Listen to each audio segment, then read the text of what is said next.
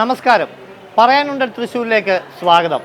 ജില്ലയിലെ തദ്ദേശ സ്വയംഭരണ സ്ഥാപനങ്ങളിലൂടെയുള്ള TCVയുടെ യാത്ര ഇന്ന് എത്തി നിൽക്കുന്നത് ചാവക്കാട് നഗരസഭയിലാണ്.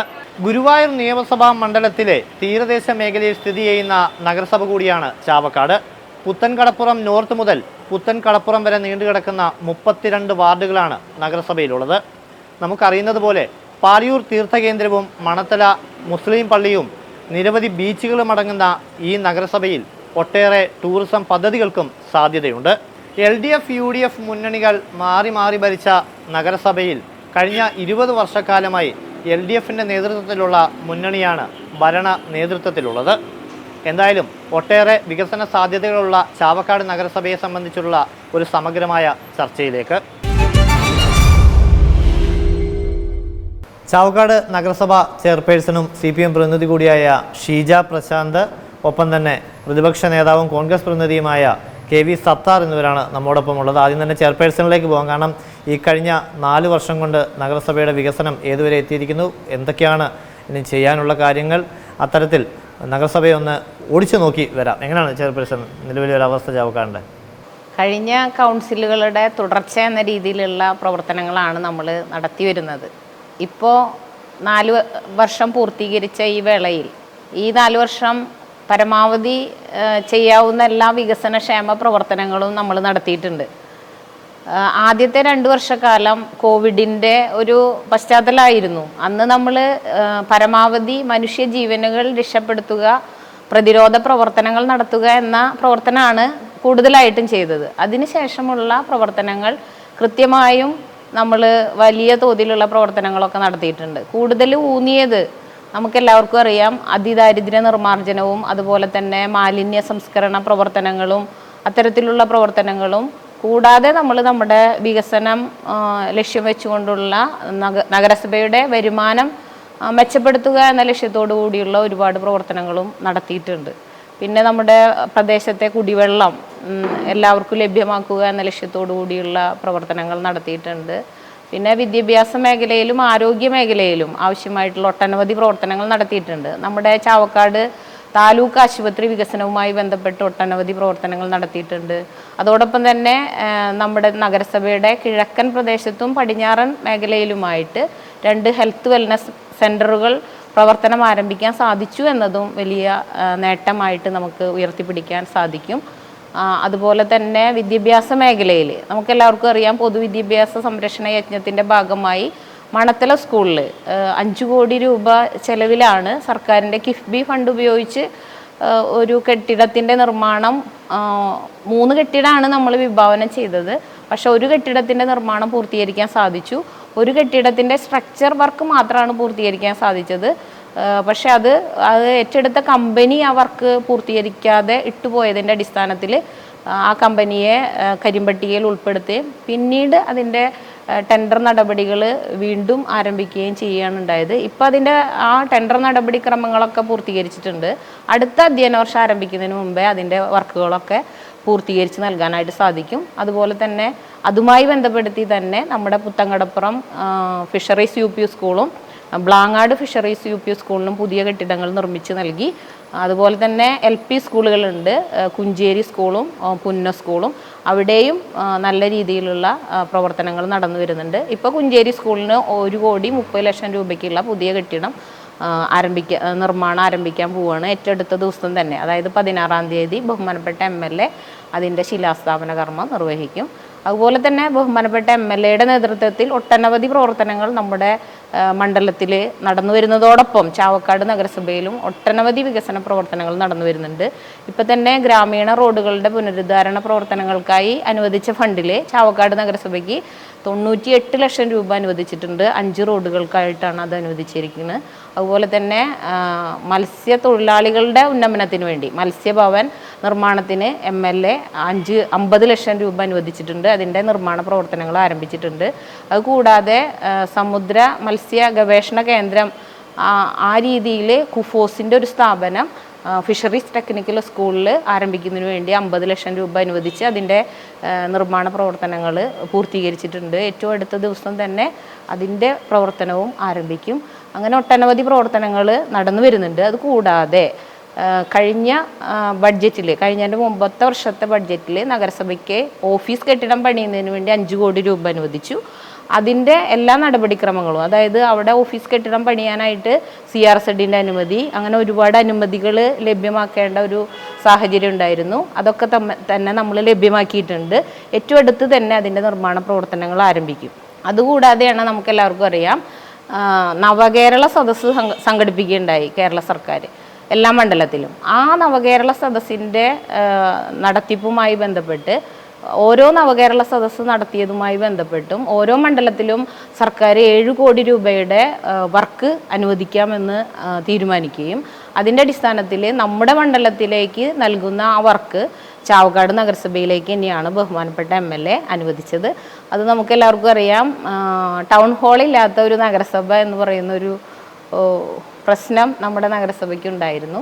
അത് പരിഹരിക്കപ്പെടുകയാണ്. നമ്മുടെ നഗരസഭയ്ക്ക് ടൗൺ ഹാള് വേണ്ടിയിട്ട് 7 കോടി രൂപ ആ രീതിയിൽ നമുക്ക് ലഭ്യമാവുകയുണ്ടായി. അപ്പോൾ നമ്മൾ DPR അതിനുവേണ്ടി DPR തയ്യാറാക്കുകയൊക്കെ ചെയ്തിട്ടുണ്ട്.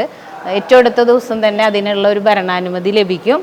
അത് ലഭ്യമാകുന്ന മുറയ്ക്ക് നമ്മൾ അതിൻ്റെ നിർമ്മാണ പ്രവർത്തനത്തിനുള്ള മറ്റ് നടപടിക്രമങ്ങളൊക്കെ ആരംഭിക്കും. അപ്പോൾ ആ രീതിയിൽ നമ്മൾ പരമാവധി വികസന പ്രവർത്തനങ്ങളെല്ലാം തന്നെ ചെയ്തു വരുന്നുണ്ട്. അതോടൊപ്പം ക്ഷേമ പ്രവർത്തനങ്ങൾ കൂടി വളരെ നല്ല രീതിയിൽ തന്നെ ഏറ്റെടുത്ത് നടത്തുന്നുണ്ട്.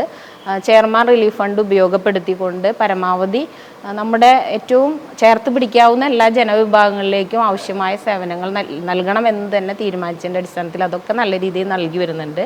അതുപോലെ തന്നെ ഭിന്നശേഷിക്കാരെ ചേർത്ത് നിർത്തുന്നതിന് വേണ്ടി ഭിന്നശേഷി സൗഹൃദ ഭരണം എന്ന ലക്ഷ്യത്തോടു കൂടി നമ്മൾ ഒട്ടനവധി പദ്ധതികൾ നടപ്പിലാക്കുന്നുണ്ട്. പക്ഷേ എന്നിരുന്നാലും ഇനിയും ഒരുപാട് കാര്യങ്ങൾ അവർക്ക് വേണ്ടി ചെയ്യണമെന്ന് തന്നെ നമ്മൾ കണ്ടെത്തിയിട്ടുണ്ട്. ഒരുപാട് പദ്ധതികൾ ഇനിയും തയ്യാറാക്കേണ്ടതുണ്ട്. അതിനുവേണ്ടി ഒരു സർവേ നമ്മൾ ഈ കഴിഞ്ഞ പദ്ധതി റിവിഷൻ നടത്തിക്കൊണ്ട് തയ്യാറാക്കുകയും ആ സർവേയിലൂടെ കണ്ടെത്തിയ ആവശ്യങ്ങൾ അത് നിറവേറ്റുന്നതിന് വേണ്ടി ഈ വർഷത്തെ പദ്ധതിയിൽ നമ്മൾ ആ പ്രത്യേക പദ്ധതി തയ്യാറാക്കി അവർക്ക് വേണ്ടിയിട്ടുള്ള പുതിയ പദ്ധതികൾ ഏറ്റെടുത്ത് നടത്തുന്നതിന് തീരുമാനിച്ചു.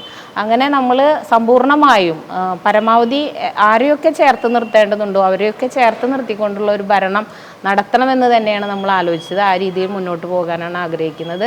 അതുപോലെ വയോജനങ്ങൾക്ക് വേണ്ടി ക്ലബ്ബുകൾ നമ്മൾ ഏറെ ആരംഭിച്ചിട്ടുണ്ട്. തുടർന്ന് എല്ലാ വാർഡുകളിലും ആ രീതിയിൽ വയോജന ക്ലബ്ബുകളും വയോജന അയൽക്കൂട്ടങ്ങളും ആരംഭിച്ചുകൊണ്ട് പ്രവർത്തനം വിപുലപ്പെടുത്തണമെന്ന് തന്നെയാണ് ആഗ്രഹിക്കുന്നത്. പകൽ വീട് ഒരെണ്ണം നമ്മുടെ പടിഞ്ഞാറൻ പ്രദേശത്ത് ആ ഒരു പ്രസക്തി വായനശാലയോട് ചേർന്ന് നിന്നുകൊണ്ട് പ്രവർത്തിക്കുന്നുണ്ട്. അതിൻ്റെ പ്രവർത്തനവും വിപുലീകരിക്കണമെന്ന് തന്നെയാണ് തീരുമാനിച്ചിട്ടുള്ളത്. അതുമായി ബന്ധപ്പെട്ട് മുന്നോട്ട് പോകും. അപ്പോൾ അത്തരത്തിൽ എല്ലാ പ്രദേശത്തും എല്ലാ ആളുകളെയും ചേർത്ത് പിടിച്ചുകൊണ്ട് മുന്നോട്ട് പോകണമെന്നാണ് ആഗ്രഹിക്കുന്നത്. കൂടാതെ അംഗനവാടികളിൽ കുട്ടികളുടെ മാനസികവും ശാരീരികവുമായിട്ടുള്ള ഉല്ലാസത്തിന് വേണ്ടിയുള്ള കൂടുതൽ പദ്ധതികൾ ഏറ്റെടുത്ത് നടത്തുന്നതിനും നല്ല രീതിയിൽ പ്രവർത്തിച്ചു വരുന്നുണ്ട്. അങ്ങനെ എല്ലാ മേഖലകളിലേക്കും കടന്നു ചെന്നുകൊണ്ടുള്ള പ്രവർത്തനങ്ങൾ തന്നെയാണ് ഭരണസമിതി ആഗ്രഹിക്കുന്നത്. ആ രീതിയിലുള്ള പ്രവർത്തനങ്ങൾ നടത്തുന്നു. കാർഷിക മേഖലയിലും എല്ലാ പ്രവർത്തനങ്ങളും മെച്ചപ്പെട്ട രീതിയിൽ നടത്തുന്നുണ്ട്. ഇവിടെ നമുക്ക് അറിയാം, തരിശുരഹിത നഗരസഭ എന്ന ലക്ഷ്യത്തോടുകൂടിയുള്ള പ്രവർത്തനം നടത്തുന്നു. പച്ചക്കറി കൃഷി വ്യാപിപ്പിക്കുന്നതിന് ആവശ്യമായിട്ടുള്ള എല്ലാ പ്രവർത്തനങ്ങളും നടത്തുന്നുണ്ട്. പക്ഷേ ഞങ്ങൾക്ക് നെൽകൃഷി വ്യാപിപ്പിക്കാൻ ആവശ്യമായ പ്രവർത്തനം മുൻ ചെയർമാൻ വത്സലേട്ടൻ്റെ നേതൃത്വത്തിൽ ആരംഭിച്ചിരുന്നു. അത് തുടർന്ന് ഞങ്ങൾ കൊണ്ടുപോയതാണ്. പക്ഷേ ഈ വർഷം നമുക്ക് നെൽകൃഷി ഇറക്കാനായിട്ട് സാധിച്ചില്ല. പക്ഷെ ഞങ്ങൾ പരമാവധി ഒരുപാട് പദ്ധതി തുക അവിടെ നമ്മൾ ചെലവഴിക്കുകയുണ്ടായി. പാടശേഖരത്ത് ആവശ്യമായിട്ടുള്ള എല്ലാ അടിസ്ഥാന സൗകര്യങ്ങളും ഒരുക്കുകയുണ്ടായി. ഓൺ ഫണ്ട് പോലും ചെലവഴിച്ചുകൊണ്ട് എല്ലാ പ്രശ്നങ്ങളും പരിഹരിച്ചു കൊടുത്തു. പക്ഷെ നെൽകർഷകർ അതിന് കൂടുതലായിട്ടും മുന്നോട്ട് വരാത്തൊരു സാഹചര്യം നിലനിൽക്കുന്നുണ്ട്. അത് പരമാവധി പരിഹരിച്ച് മുന്നോട്ട് പോകാൻ തന്നെയാണ് ഭരണസമിതി തീരുമാനിച്ചിട്ടുള്ളത്. അങ്ങനെ എല്ലാ മേഖലയിലും നല്ല രീതിയിൽ മെച്ചപ്പെട്ട സേവനം ആളുകൾക്ക് ലഭ്യമാക്കുക എന്നത് തന്നെയാണ് ഭരണസമിതി ആഗ്രഹിക്കുന്നത്. പക്ഷേ എല്ലാ പൊതുജനങ്ങളുടെയും കൂട്ടായ ഒരു സഹകരണം ഉണ്ടെങ്കിൽ മാത്രമേ ഇതൊക്കെ നല്ല രീതിയിൽ മുന്നോട്ട് കൊണ്ടുപോകാൻ സാധിക്കുകയുള്ളൂ എന്ന് ഞങ്ങൾക്ക് എല്ലാവർക്കും അറിയാം. ആ രീതിയിൽ തന്നെ പൊതുജനങ്ങളുടെ ആകെ സഹകരണം ഞങ്ങൾക്ക് ലഭ്യമാകുന്നുണ്ട്. തുടർന്നും ആ സഹകരണം ഉണ്ടാകണം എന്ന് കൂടി ആണ് ഞങ്ങൾക്ക് സൂചിപ്പിക്കാനുള്ളത്. ഇതാണ് ഇതുമായി ബന്ധപ്പെട്ട് പറയാനുള്ളത്. തീർച്ചയായും ചെയർപേഴ്സൺ, അതായത് ചെയ്തതും ചെയ്യാൻ പോകുന്നതും ചെയ്തുകൊണ്ടിരിക്കുന്നതുമായ കാര്യങ്ങൾ എല്ലാവരെയും ചേർത്തുകൊണ്ട് തന്നെ ചെയ്യുന്നുവെന്ന് ചെയർപേഴ്സൺ അവകാശപ്പെടുന്നു. എങ്ങനെയാണ് ഒരു പ്രതിപക്ഷ കൗൺസിലർ എന്ന നിലയിൽ ഇപ്പോൾ ചെയർപേഴ്സൺ പറഞ്ഞതിനോട് 100% യോജിക്കാൻ പറ്റുമോ? എങ്ങനെയാണ് ഒന്ന് വിലയിരുത്തിയാൽ? ഞങ്ങളിതിനെ നോക്കിക്കാണുന്നത് ഒരു തുടർച്ചയുടെ ഭരണം എന്നാണ് ചെയർപേഴ്സൺ പറഞ്ഞത്. 2005 കാലഘട്ടം തൊട്ട് 2025 വന്നു നിൽക്കുന്ന ഒരു കൗൺസിലാണ് ഇപ്പോഴുള്ള കൗൺസിൽ. അത് തുടർച്ചയായി ഇടതുപക്ഷ ജനാധിപത്യ മുന്നണിയാണ് ചാവക്കാട് നഗരസഭ ഭരിച്ചുകൊണ്ടിരിക്കുന്നത്. കേരളത്തിലെ മറ്റ് നഗരസഭകളെ അപേക്ഷിച്ച് ഏറ്റവും കുറവ് തനത് വരുമാനം ഏറ്റവും കുറവുള്ള നഗരസഭയാണ് ചാവക്കാട് നഗരസഭ. ഒരു നഗരസഭയുടെ വലിയ വികസന സ്വപ്നങ്ങൾക്കൊപ്പം തന്നെ ആ നഗരസഭയുടെ നിലനിൽപ്പ് തന്നെ തനത് വരുമാനം വർദ്ധിപ്പിക്കുക എന്നത് തന്നെയാണ് അജണ്ട. ഇവിടെ കഴിഞ്ഞ 20 വർഷമായി തനത് വരുമാനം വർദ്ധിപ്പിക്കുന്നതിന് വേണ്ട യാതൊരു നടപടിയും സ്വീകരിച്ചിട്ടില്ല. ഇപ്പോൾ തന്നെ നമ്മൾ ഈ നഗരസഭ തന്നെ വലിയ ഉദ്ഘാടന മാമാങ്കമായി കഴിച്ച ടേക്ക് എ ബ്രേക്ക് പദ്ധതി, ആ പദ്ധതിയിലെ ഒരു സ്ഥാപനം ഇപ്പോൾ അടച്ചിട്ടിരിക്കുകയാണ്. കാരണം ഏകദേശം 9 മാസത്തെ വാടക കുടിശ്ശിക കാരണം അവർക്ക് നഗരസഭ തന്നെ RR നോട്ടീസ് കൊടുത്തു ആ സ്ഥാപനം അടച്ചിട്ടിരിക്കുന്ന അവസ്ഥയാണ്. നമ്മുടെ തന്നെ ഓൺ പ്രോപ്പർട്ടിയിലുള്ള പല സ്ഥാപനങ്ങളും വാടക കുടിശ്ശിക 2 വർഷവും 1 വർഷവും 6 മാസവും ലക്ഷക്കണക്കിന് രൂപയാണ് നഗരസഭ പിരിച്ചെടുക്കാനുള്ളത്. ഓരോ നഗരസഭയുടെയും തനത് വരുമാനം വർദ്ധിപ്പിക്കുന്നതിലൂടെയാണ് സർക്കാരിൽ നിന്നുള്ള ഗ്രാൻറ്റുകളും മറ്റ് ആനുകൂല്യങ്ങളും ഒക്കെ ലഭിക്കുക. അതിനെ അപേക്ഷിച്ച് ചാവക്കാട് നഗരസഭ ഇപ്പോൾ നഗരസഭ എന്ന് പോലും പറയാൻ കഴിയാത്ത തരത്തിൽ ഡീഗ്രേഡ് ചെയ്തുകൊണ്ടിരിക്കുകയാണ് കേരളത്തിലെ ചാവക്കാട് നഗരസഭ. അതുപോലെ തന്നെ ഇവിടെ വലിയ പദ്ധതികൾ എന്ന് പറയുന്ന ഒരു പദ്ധതിയും 2010 കാലഘട്ടങ്ങളിൽ ബഹുമാനപ്പെട്ട UDFൻ്റെ നേതാക്കൾ കൊണ്ടുവന്ന പദ്ധതികൾക്ക് തുടക്കം കുറിച്ചു. ആ സ്പേസിൽ ചില കെട്ടിടങ്ങൾ പണിതു എന്നല്ലാതെ പുതുതായി ഈ 20 വർഷം കൊണ്ട് പണി തീർപ്പിച്ച ഒരു കെട്ടിടവും ഈ നഗരസഭയിലുള്ള. ഇവിടെ നമുക്ക് അറിയാം, ചാവക്കാട് നഗരസഭയുടെ ബസ് സ്റ്റാൻഡുമായി ബന്ധപ്പെട്ടുകൊണ്ട് അന്നത്തെ ബഹുമാനപ്പെട്ട ചെയർമാൻ PK അബൂബക്കർ ആജിയാണ് അന്ന് ബസ് സ്റ്റാൻഡിന് വേണ്ട അടിസ്ഥാന സൗകര്യങ്ങൾ മുഴുവൻ ഭൂമി അടക്കം എടുത്ത് നഗരസഭ ചാവക്കാട് UDFൻ്റെ കാലത്താണ്. അതുമാത്രമല്ല, ഇപ്പോൾ ട്രഞ്ചിങ് ഗ്രൗണ്ട് ആയാലും ശ്മശാനമായാലും സ്റ്റേഡിയമായും ഇപ്പോൾ നിലനിൽക്കുന്ന സ്റ്റേഡിയമായാലും അതിനൊക്കെ ഏക്കർ കണക്കിന് ഭൂമി അന്നത്തെ UDFൻ്റെ ഭരണസമിതിയാണ് അന്ന് എടുത്തു കൊടുത്തത്. ഇപ്പോൾ ഈ നഗരത്തിന് ഒരു സ്റ്റേഡിയം ഇല്ലാത്ത നഗരസഭയാണ് ചാവക്കാട് നഗരസഭ. ഇപ്പോൾ ടൗൺ ഹാളിന് വേണ്ടി നവകേരള സദസ്സിൽ 7 കോടി വെച്ചിട്ടുണ്ട് എന്ന് പറയുന്നു. പക്ഷെ അതിനു വേണ്ട അടിസ്ഥാനപരമായിട്ടുള്ള യാതൊരു കാര്യവും ഈ 20 വർഷമായി ചെയ്യാൻ കഴിഞ്ഞില്ല എന്നതിൻ്റെ ഒരു കുമ്പസാരമാണ് ഇപ്പോൾ ബഹുമാനപ്പെട്ട ചെയർപേഴ്സൺ ഇപ്പോൾ പറഞ്ഞത്. ഇവിടെ ഒരു പ്രത്യേകത എന്ന് പറഞ്ഞു കഴിഞ്ഞാൽ ചാവക്കാട് നഗരസഭയും ഇടതുപക്ഷമാണ് ഭരിക്കുന്നത് 20 വർഷമായി. ഗുരുവായൂർ നിയോജക മണ്ഡലം MLAയും 20 വർഷമായി ഇടതുപക്ഷ ജനാധിപത്യ മുന്നണിയാണ്. അപ്പോൾ ഒരു നഗരസഭയുടെ വലിയ പദ്ധതികൾക്ക് വലിയ സാധ്യതകളുള്ള ഒരു സാഹചര്യമാണ് ഈ ചാവക്കാട് നഗരസഭയിലുള്ളത്. പക്ഷേ ആ സാഹചര്യങ്ങളൊന്നും ഉപയോഗപ്പെടുത്തിയില്ല. ഒരു ദീർഘവീക്ഷണമുള്ള ഒരു ഭരണം ഈ ചാവക്കാട് നഗരസഭയിൽ ഉണ്ടായില്ല എന്നത് തന്നെയാണ് ഏറ്റവും വലിയ ദൗർബല്യം. ഇവിടെ ഇപ്പോൾ മണത്തല വിദ്യാലയത്തിൻ്റെ കാര്യം പറഞ്ഞു. 5 കോടി രൂപയാണ് ബഹുമാനപ്പെട്ട അബ്ദുൽ ഖാദർ MLA ആയിരിക്കുമ്പോൾ കിഫ്ബി ഫണ്ടിലൂടെ അവിടെ ഒരു കെട്ടിടത്തിന് വേണ്ടി കൊടുത്തത്. പക്ഷെ അതിൻ്റെ ഒരു തുടർ പ്രവർത്തനങ്ങൾ സ്ട്രക്ചർ കെട്ടി ആ കരാറുകാരനെ കരിമ്പട്ടികയിൽ ഉൾപ്പെടുത്തി എന്ന് പറയുന്നത് ഇടതുപക്ഷ ജനാധിപത്യ മുന്നണി തന്നെയാണ്. അപ്പോൾ ഇടതുപക്ഷ ജനാധിപത്യ മുന്നണി പറയുന്നു കരാറുകാരനെ ഞങ്ങൾ കരിമ്പട്ടികയിൽ ഉൾപ്പെടുത്തി, 3 വർഷമായി പുതിയൊരു കരാറുകാരനെ ഞങ്ങൾക്ക് കണ്ടെത്താൻ കഴിഞ്ഞില്ല. ഇപ്പോൾ സമരങ്ങൾ നിരന്തരമായിട്ടുള്ള ജനകീയ പ്രക്ഷോഭങ്ങൾ വന്നപ്പോൾ ഇപ്പോൾ കരാറുകാരെ കണ്ടെത്തുന്നതിന് വേണ്ടിയിട്ടുള്ള നടപടികൾ സ്വീകരിച്ചു എന്ന് പറയുന്നു. ഇപ്പോഴും ആ കെട്ടിടം ഒരു സ്റ്റെപ്പ് പോലും മുന്നോട്ട് പോയില്ല. മണത്തല വിദ്യാലയം എന്ന് പറഞ്ഞാൽ ഈ പ്രദേശത്തെ മത്സ്യത്തൊഴിലാളികളുടെ മക്കൾ പഠിക്കുന്ന വിദ്യാലയമാണ്. അവിടെ ഒരു ക്ലാസ് റൂമിൽ ഇപ്പോൾ നമുക്കറിയാം ഓരോ ക്ലാസ് റൂമിൻ്റെയും ഓരോ ഘടനകളുണ്ട്. ആ ഘടനയനുസരിച്ച് 60:65 വിദ്യാർത്ഥികൾ. ഇവിടെ 90-95 വിദ്യാർത്ഥികൾ പഠിക്കുക. ഇംഗ്ലീഷ് മീഡിയം പഠിക്കുന്ന വിദ്യാർത്ഥികൾ തന്നെ മലയാള മീഡിയത്തിലിരിക്കുന്ന സ്ഥിതിയാണ്.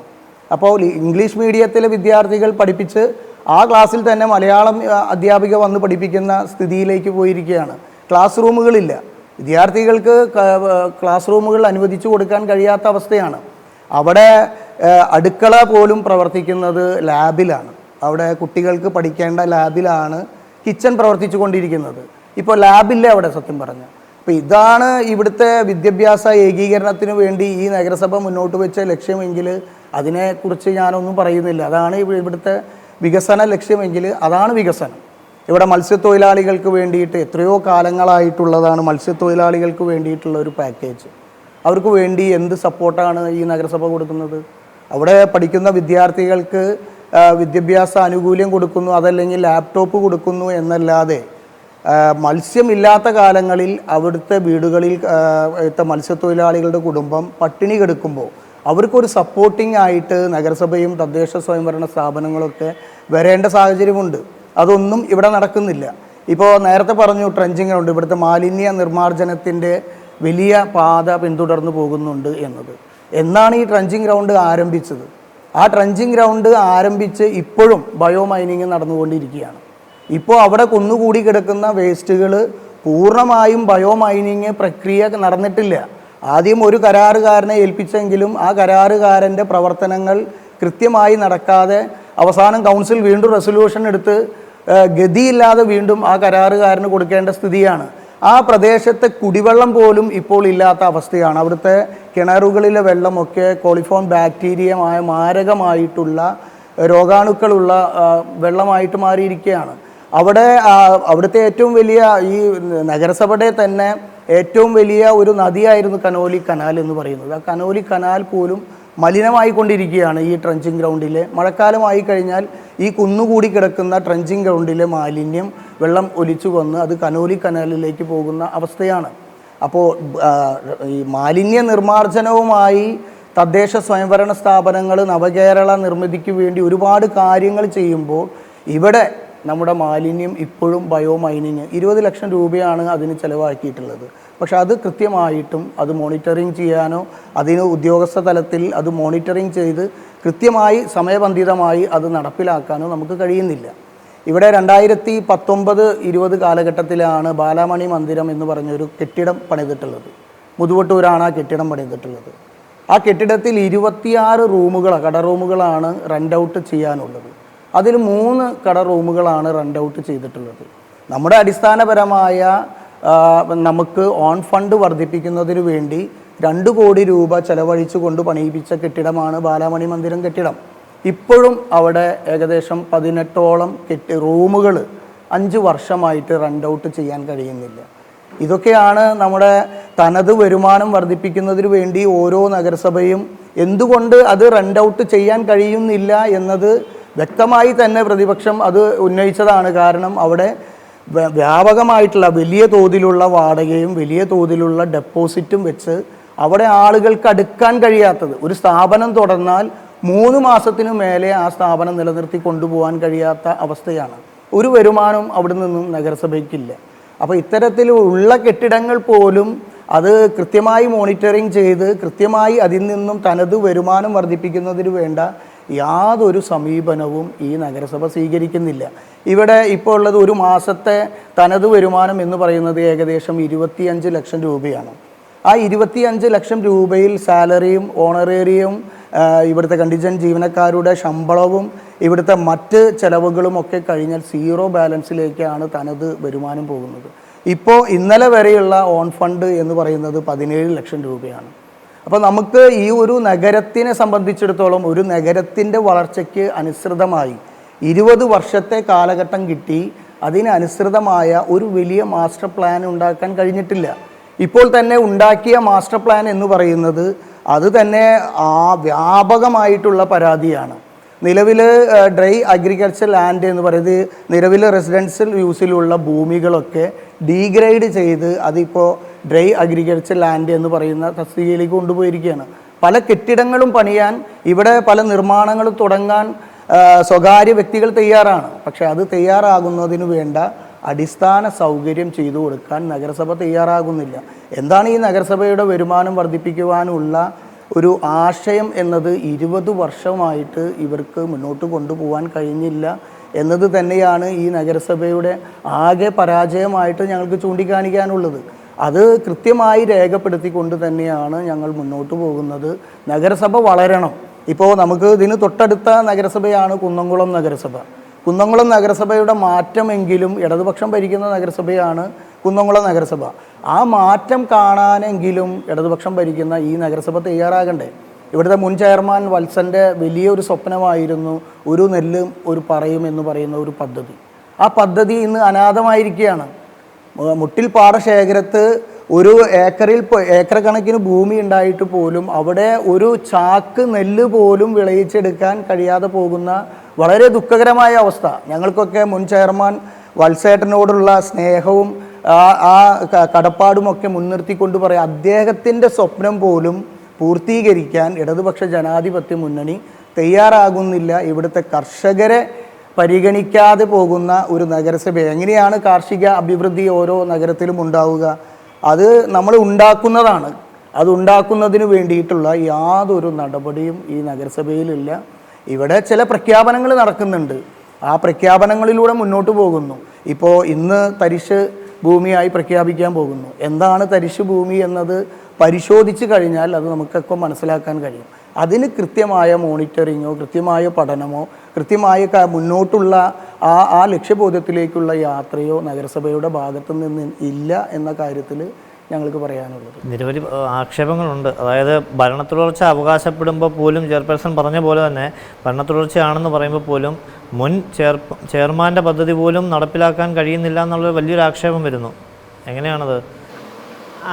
തികച്ചും അടിസ്ഥാനരഹിതമായിട്ടുള്ള ആരോപണങ്ങളാണ് പ്രതിപക്ഷം ഉന്നയിക്കുന്നത്.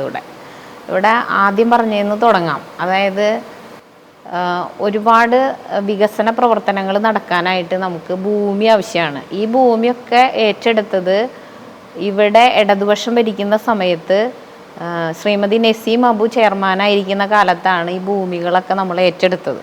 അതിനുശേഷം UDF ഭരിക്കുന്ന സമയത്ത് ഒരു വികസന പ്രവർത്തനവും ഇവിടെ നടന്നിട്ടില്ല.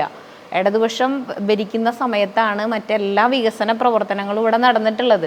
പിന്നെ KP വത്സലേട്ടൻ്റെ പേര് ഇവിടെ എടുത്തു പറയേണ്ട കാര്യമില്ല, അത് ഞാൻ തന്നെ പറഞ്ഞു കഴിഞ്ഞു. അതായത് നെൽകൃഷി എന്ന സ്വപ്നം, അതായത് തരിശു കിടന്നിരുന്ന ആ പാടശേഖരത്തെ ആ രീതിയിലേക്ക് കൊണ്ടുവന്നത് വത്സലേട്ടൻ്റെ സ്വപ്നമാണ്.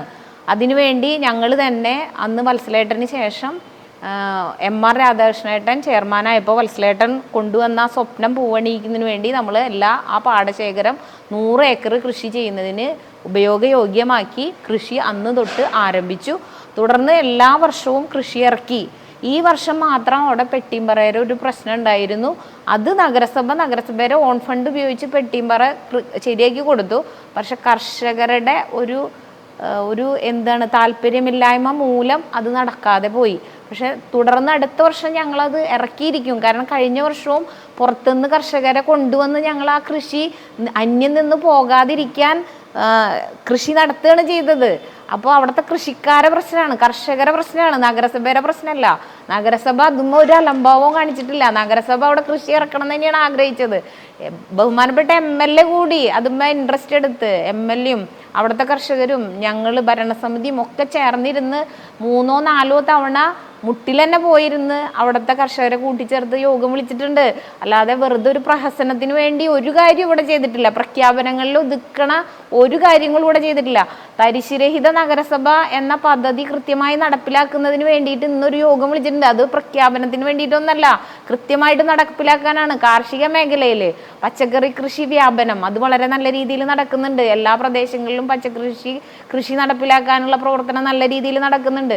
എല്ലാ മേഖലയിലുള്ള പ്രവർത്തനത്തിൽ ഊന്നിയിട്ട് തന്നെയാണ് നഗരസഭ പ്രവർത്തിക്കുന്നത്. അതിൽ പ്രതിപക്ഷം ഭരണപക്ഷം ഒന്നുമില്ല. ഞങ്ങളെപ്പോഴെങ്കിലും പ്രതിപക്ഷത്തിൻ്റെ വാർഡിൽ ഇത്ര കൊടുത്താൽ മതി, ഭരണപക്ഷത്തിൻ്റെ വാർഡിൽ ഇത്രയെന്നൊന്നും പറഞ്ഞിട്ടില്ല. നഗരസഭയിലെ എല്ലാ വാർഡുകൾക്കും ഒരുപോലെയാണ് വികസനം ലക്ഷ്യം വെച്ചുകൊണ്ടുള്ള പ്രവർത്തനം നടത്തുന്നത്. അവിടെ പ്രതിപക്ഷവും ഭരണപക്ഷവും ഒന്നുമില്ല. നഗരസഭയുടെ വികസനമാണ് ആഗ്രഹിക്കുന്നുള്ളൂ. അത് ഇവിടെ പ്രതിപക്ഷ നേതാവ് പറയണം. കാരണം ഏതെങ്കിലും വാർഡിൽ അത് ചെയ്യണ്ട എന്ന് പറഞ്ഞിട്ടുണ്ടോ? അത് പറഞ്ഞിട്ടില്ല. അപ്പം അതുകൊണ്ട് ആ രീതിയിൽ പറയണത് ഒട്ടും ശരിയല്ല എന്നാണ് പറയാനുള്ളത്. പിന്നെ മണത്തല സ്കൂളിൻ്റെ കാര്യം, തൃശ്ശൂർ ജില്ലയിൽ തന്നെ വടക്കാഞ്ചേരി മണ്ഡലത്തിലും ഗുരുവായൂർ മണ്ഡലത്തിലും 2 സ്കൂളുകളാണ് ഇതേപോലെ നിന്നുപോയത്. അത് നമ്മുടെ ആരെയും കുഴപ്പം കൊണ്ടല്ല, ഏറ്റെടുത്ത കമ്പനി ആ കമ്പനി ഇട്ടുപോയതിൻ്റെ അടിസ്ഥാനത്തിൽ നിന്നുപോയതാണ്. അപ്പോൾ അത് ഇവിടെ നഗരസഭയുടെ കുഴപ്പമാണെന്ന് പറഞ്ഞു പോകേണ്ട കാര്യമില്ല. കിഫ്ബിയുടെ ഫണ്ട് ഉപയോഗിച്ച് ചെയ്യുന്ന ഒരു സംഭവം, അത് പൊതുവിദ്യാഭ്യാസ സംരക്ഷണ യജ്ഞം കൊണ്ടുവന്ന് തന്നെ എല്ലാ വിദ്യാഭ്യാസ സ്ഥാപനങ്ങളെയും മികവിൻ്റെ കേന്ദ്രങ്ങളാക്കി മാറ്റുക എന്ന ലക്ഷ്യത്തോട് കൂടിയിട്ട് തന്നെയാണ്. അത് വിദ്യാഭ്യാസ സ്ഥാപനങ്ങളെ ഇല്ലായ്മ ചെയ്യുന്നതിന് വേണ്ടിയിട്ടല്ല. പൊതുവിദ്യാഭ്യാസ സംരക്ഷണ യജ്ഞം കൊണ്ടുവന്നതിൻ്റെ ഭാഗമായിട്ട് ഒരുപാട് കുട്ടികൾ എല്ലാ സർക്കാർ വിദ്യാലയങ്ങളിലും കൂടുകയാണ് ചെയ്തത്, കുറയൊന്നല്ല ഉണ്ടായത്. എല്ലാ വിദ്യാഭ്യാസ സ്ഥാപനങ്ങളെയും മികവിൻ്റെ കേന്ദ്രങ്ങളാക്കി മാറ്റി തന്നെയാണ് ചെയ്തത്. അതിലൊന്നും ഒരു സംശയമല്ല. അത് ഇവിടെ ഏതെങ്കിലും സമരങ്ങൾ ഉണ്ടായതിൻ്റെ ഭാഗമായിട്ടൊന്നല്ല ടെൻഡർ നടപടികൾ പൂർത്തീകരിച്ചതും ഇപ്പോൾ വർക്ക് സ്റ്റാർട്ട് ചെയ്യാൻ പോണതും. ആ പറയണതൊക്കെ തെറ്റാണ്. പിന്നെ ടെൻഡർ നടപടികളൊക്കെ പൂർത്തീകരിക്കാനും അതിൻ്റെ നടപടിക്രമങ്ങൾക്കൊക്കെ ഒരു സമയമുണ്ട്. അതൊക്കെ സമയബന്ധിതമായിട്ട് നടപ്പിലാവും. അതാണ് അതുമായി ബന്ധപ്പെട്ട് പറയാനുള്ളത്. മാലിന്യ സംസ്കരണ രംഗത്ത് ബയോമൈനിങ് അതൊക്കെ എല്ലായിടത്തും നടക്കണതൊക്കെ ഇങ്ങനെ തന്നെയാണ്. അത് അന്ന് മഴയും പ്രശ്നങ്ങളൊക്കെ വന്നതിൻ്റെ ഭാഗമായിട്ടും അവിടുത്തെ ആളുകളുടെ കുറേ സമരത്തിൻ്റെ ഒക്കെ ഭാഗമായിട്ട് ചില തടസ്സങ്ങൾ ഉണ്ടായിട്ടുണ്ട്. പിന്നെ ഏറ്റെടുത്ത കമ്പനി SCUF ആണ്. അവർ സോഷ്യോ എക്കണോമിക് ഫൗണ്ടേഷൻ എന്ന് പറയുന്ന ഒരു കമ്പനിയാണ് അത് ഏറ്റെടുത്തത്. അവരുടെ ഭാഗത്തു നിന്നുള്ള ഒരു വീഴ്ച മൂലമാണ് അത് ഇത്രയും ഡിലേ വന്നത്. എന്തായാലും അതിപ്പോൾ ഈ മാർച്ചോടുകൂടി അവസാനിക്കുകയാണ്. നമ്മൾ മാലിന്യ കൂമ്പാരം അവിടെ ഇടണം എന്നല്ല ആഗ്രഹിച്ചത്. 20 വർഷത്തോളമായിട്ട് കൂടിക്കിടക്കുന്ന മാലിന്യം അവിടെ നിന്ന് നീക്കം ചെയ്യണം തന്നെയാണ്. ഇപ്പോൾ ഗുരുവായൂരും കുന്നംകുളത്തെയും വികസനം കണ്ടില്ലേ എന്നാണ് ചോദിക്കുന്നത്. അതൊക്കെ കണ്ടിട്ടൊക്കെ ഉണ്ട്. അതുപോലെ തന്നെയാണ് നമ്മളും ആ രീതിയിൽ മുന്നോട്ട് പോകാൻ തന്നെയാണ് ആഗ്രഹിക്കുന്നത്. മാലിന്യ സംസ്കരണ രംഗത്ത് ഒരുപാട് മാറ്റങ്ങൾ നമ്മൾ കൊണ്ടുവന്നിട്ടുണ്ട്. ബയോമൈനിങ് ഇപ്പോൾ പൂർത്തീകരിക്കും. വിൻഡ്രോ കമ്പോസ്റ്റിൻ്റെ യൂണിറ്റിൻ്റെ വർക്ക് നടന്നുകൊണ്ടിരിക്കുകയാണ്. ഏറ്റവും അടുത്ത ദിവസം തന്നെ അതിൻ്റെ വർക്കും പൂർത്തീകരിക്കും. അതുപോലെ തന്നെ ഡബിൾ ചേംബർ ഇൻസിനറേറ്റർ ഇപ്പം അടുത്ത് തന്നെ 3 മാസത്തിനുള്ളിൽ അതിൻ്റെ വർക്കും കംപ്ലീറ്റ് ചെയ്യും. പിന്നെ അതുപോലെ തന്നെ മൊബൈൽ FSTP, അതായത് നമുക്ക് എല്ലാവർക്കും അറിയാം സീവേജ് മാലിന്യങ്ങൾ സംസ്കരിക്കാൻ ആവശ്യമായിട്ടുള്ള സംവിധാനമല്ല, അതും ഇപ്പോൾ പൂർത്തീകരിക്കാം. ഈ ഒരു ഏപ്രിൽ മെയ് മാസത്തോട് കൂടിയിട്ട് ഈ പ്രവർത്തനങ്ങളെല്ലാം തന്നെ നമ്മൾ പൂർത്തീകരിക്കും. അതുപോലെ തന്നെ ഇപ്പോൾ ടേക്ക് എ ബ്രേക്കിനടുത്തുള്ള കഫ്തീരിയയെ കുറിച്ച് ഇവിടെ ബഹുമാനപ്പെട്ട കൗൺസിലർ ഇവിടെ സൂചിപ്പിക്കുകയുണ്ടായി. ആ കഫ്തീരിയ വെറുതെ അടച്ചിട്ടതല്ല. അവിടെ വരുമാന വർധനവിന് നമ്മൾ ഒരു കാര്യങ്ങളും ചെയ്യാതെയല്ല. അവിടെ നമുക്കൊരു നഷ്ടവും ഉണ്ടായിട്ടില്ല. അവിടെ അവർ കുറേ നാളുകളായിട്ട് റെൻ്റ് അടയ്ക്കാത്ത സാഹചര്യത്തിൽ നമ്മൾ ഒരു നടപടിയുടെ ഭാഗമായിട്ട് അടച്ചുപൂട്ടിയതാണ്. ഇനി 27,000 രൂപ മാത്രമേ അദ്ദേഹത്തിൻ്റെ കയ്യിൽ നിന്ന് കിട്ടാനുള്ളൂ. അത് നമ്മൾ RR നടപടികളിലൂടെ പിരിച്ചെടുക്കും. പിന്നെ ബാലാമണിയമ്മ സ്മാരക മന്ദിരം, അത് ഷീസ്റ്റേ മന്ദിരം എന്ന രീതിയിൽ ആണ് നമ്മൾ പണി കഴിപ്പിച്ചത്. അവിടെ 23ഓളം സ്ത്രീകൾ ഷീസ്റ്റേ എന്ന രീതിയിൽ താമസിക്കുന്നുണ്ട്. പക്ഷെ അതൊരു കെട്ടിട സമുച്ചയം എന്ന രീതിയിൽ വാടകയ്ക്കും കൊടുക്കാൻ പറ്റും. അപ്പോൾ വാടകയ്ക്ക് കൊടുക്കുമ്പോൾ അവിടെ കൂടുതൽ വാടക ഉണ്ട്, ഡെപ്പോസിറ്റ് ഉണ്ട് എന്ന കാരണത്താൽ പോകുന്നില്ല എന്നൊരു പ്രശ്നം ഉണ്ടായിരുന്നു. അത് ബഹുമാനപ്പെട്ട കൗൺസിലർക്ക് അറിയാതെയല്ല, ഞങ്ങൾ 2 തവണ അതിൽ കൂടുതലാണ് ഈ ഡെപ്പോസിറ്റും റെൻറ്റും എന്ന് മനസ്സിലാക്കിയതിൻ്റെ അടിസ്ഥാനത്തിൽ ആദ്യം 30% കുറവ് വരുത്തി ഈ റേറ്റിൽ. പിന്നീട് എന്നിട്ടും പോണില്ല എന്ന് മനസ്സിലായപ്പോൾ വീണ്ടും 20% കുറവ് വരുത്തി. ഇനിയും പോണില്ല എന്ന് മനസ്സിലായ ഞങ്ങൾ ഇനിയും കുറവ് വരുത്തും. മാത്രമല്ല അത് കൂടുതൽ സ്ത്രീകൾക്ക് മാത്രമായിട്ട്, അതായത് ഈ ഷീസ്റ്റേ സംവിധാനം പൂർണ്ണമായിട്ടും വിട്ട് നൽകുക എന്ന ലക്ഷ്യത്തോട് കൂടിയിട്ട് ഇനിയും പുതിയ പദ്ധതിയാക്കി മാറ്റണം എന്നുകൂടി ആലോചിക്കാൻ പോവാണ്. അവിടെ ഇനി നമ്മൾ വിജ്ഞാന കേരളം പദ്ധതി കേരള സർക്കാർ വളരെ വിപുലമായ തോതിൽ ആരംഭിക്കാൻ പോവാണ്. അപ്പം ഞങ്ങൾ അടുത്ത ദിവസം അവിടെ ജോബ് സ്റ്റേഷൻ ഒരു റൂമിൽ ആരംഭിക്കാൻ പോവാണ്. അതിൻ്റെ ഭാഗമായി വനിതകൾക്കുള്ള സംരംഭങ്ങൾ കൂടുതലായിട്ട് അവിടെ ആരംഭിക്കും. പിന്നെ നമുക്കറിയാം ഈ PWD റോഡ് വൈഡനിങ്ങുമായിട്ട് ബന്ധപ്പെട്ട് അതിൻ്റെ ഒരു ചെറിയ പോർഷൻ പോകാനുള്ള ഒരു സാധ്യതയും കൂടി അവിടെ ഉണ്ട്. അപ്പോൾ ഇതൊക്കെ കൂടി മനസ്സിലാക്കിയിട്ട് നമ്മൾ തുടർ നടപടികൾ അതിൻ്റെ ഭാഗത്തു നിന്നുണ്ടാവും. പിന്നെ വരുമാന വർധനവിന് ആവശ്യമായിട്ടുള്ള എല്ലാ പ്രവർത്തനങ്ങളും നടത്തിക്കൊണ്ട് ഇരിക്കുന്നുണ്ട്. ഈ ജില്ലയിലെ തന്നെ ഈ ടാക്സ് കളക്ഷനും മറ്റെല്ലാ കളക്ഷനുകളും ഏറ്റവും മുൻപന്തിയിൽ നിൽക്കുന്ന നഗരസഭയായിട്ട് ഇപ്പോൾ നമുക്ക് ചാവക്കാട് നഗരസഭയെ മാറിയിട്ടുണ്ട്. മാത്രമല്ല മറ്റ് കുന്നംകുളം ഗുരുവായൂരും പോലെയുള്ള നല്ല ടൗണല്ല നമ്മുടെ ടൗൺ എന്ന് എല്ലാവർക്കും അറിയാം. ചാവക്കാട് ഒരു കൊച്ചു നഗരമാണ്.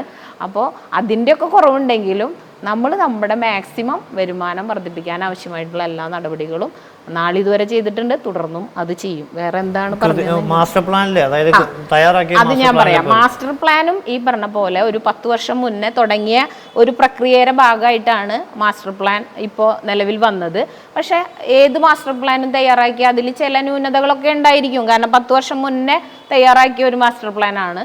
അപ്പോൾ ആ ന്യൂനതകൾ പരിഹരിക്കാൻ വേണ്ടിയിട്ട് നമ്മളൊരു സ്പെഷ്യൽ കമ്മിറ്റി രൂപീകരിച്ചിരുന്നു. ആ സ്പെഷ്യൽ കമ്മിറ്റിയിലെ ഒരു മെമ്പറാണ് ബഹുമാനപ്പെട്ട മെമ്പർ ഈ കൗൺസിലർ.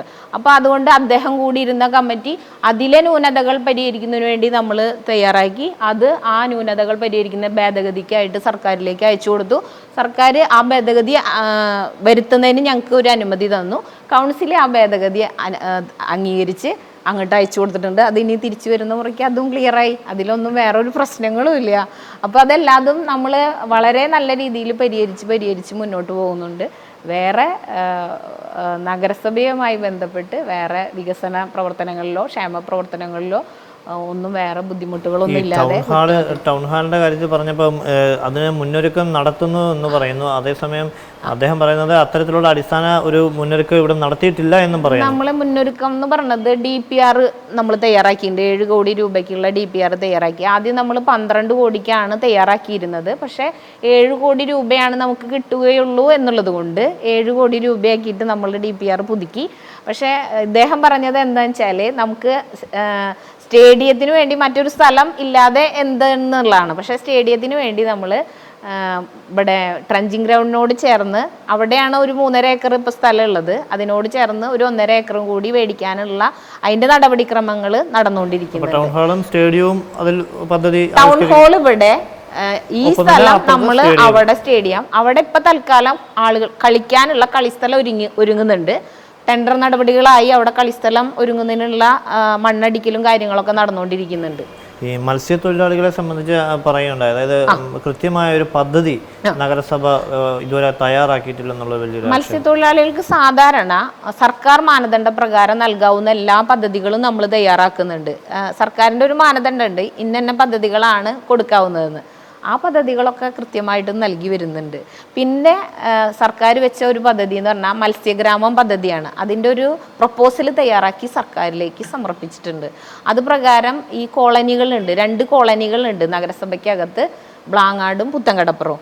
അത് മുന്നത്തെ ആ കോളനികളിൽ ഇരട്ട വീടുകളാണ്. അതിനെയൊക്കെ സെപ്പറേറ്റ് ചെയ്ത് ഒറ്റ വീടുകളാക്കി അതിനെയൊക്കെ നല്ല വീടുകളാക്കി കൊടുക്കുന്നതിനുള്ള ഒരു പ്രപ്പോസൽ തയ്യാറാക്കി കൊടുത്തിട്ടുണ്ട്. ഈ വീടിനപ്പുറത്തേക്ക്, അതായത് അവർക്ക് ഈ ട്രോളിംഗ്, നമുക്കറിയാം ട്രോളിംഗ് നിരോധനം അടക്കം നടക്കുമ്പോൾ അവരുടെ ഉപജീവന മാർഗം അല്ലെങ്കിൽ അത്തരത്തിലുള്ള കാര്യങ്ങൾക്ക് നഗരസഭയുടെ പ്രത്യേകമായ പദ്ധതികൾ. അതിൽ നഗരസഭയ്ക്ക് പ്രത്യേക പദ്ധതി തയ്യാറാക്കി നൽകാൻ സാധിക്കില്ല. അതിന് മത്സ്യ മേഖലയുമായി ബന്ധപ്പെട്ട് ക്ഷേമനിധി ഓഫീസും മത്സ്യഫെഡും ഫിഷറീസ് വകുപ്പും സംയുക്തമായി മറ്റു പദ്ധതികളുണ്ട്. നഗരസഭയ്ക്ക് അതിനുവേണ്ടി പ്രത്യേക പദ്ധതി തയ്യാറാക്കാൻ മാനദണ്ഡ പ്രകാരം സാധിക്കില്ല. അതുകൊണ്ടാണ് നഗരസഭയെ സംബന്ധിച്ച് വലിയൊരു വരുമാന സ്രോതസ്സും ഒപ്പം തന്നെ വിനോദസഞ്ചാര കേന്ദ്രത്തിനും വളരെ പ്രധാനപ്പെട്ട ഒരു ഇടമാണല്ലോ ഈ ചാവക്കാട് ബീച്ച് എന്ന് പറയുന്നത്.